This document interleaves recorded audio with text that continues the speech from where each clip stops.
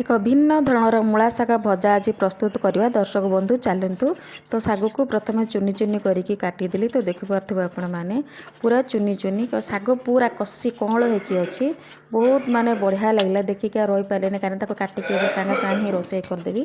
तेणुक मुझे डेरी नक काटा आरंभ करदेली। तो देखिपे तो शाग कटा सरला बर्तमान शाग मूला कटा चलती। तो देखु चुनी चुनी कर काटिदेली।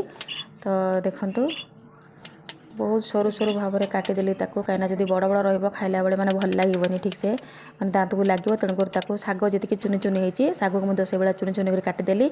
देखिपे आपण मैंने चुली रे कढ़ई बसैली।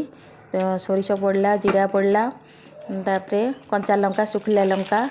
तो देखु पूरा भिन्न धरणर पूरा निरा ढंग से मूला शाग भजा आज खाइबा कहीं धोईकी रखी मूला शाग अन्य गोटे पात्र। तो देखु से अल्प टिके चीनी पकईदेली तापरे स्वाद अनुसार लुण।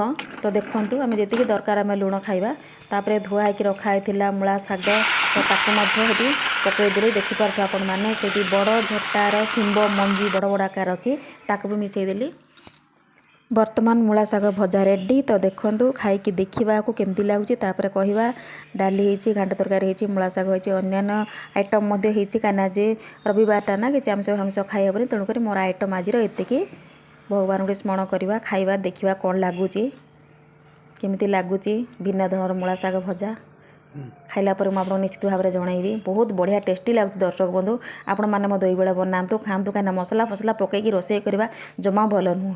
देखो बापा खाई बस तो अनेक आइटम अच्छे कहीं आज मुझे खाइबी ना रविवारटा। तेणु आमिष रहा डाली है घाट है भजा है इत्यादि इत्यादि। तो भिडियो किपर लगुच निश्चित भाव मतामत जनइबे।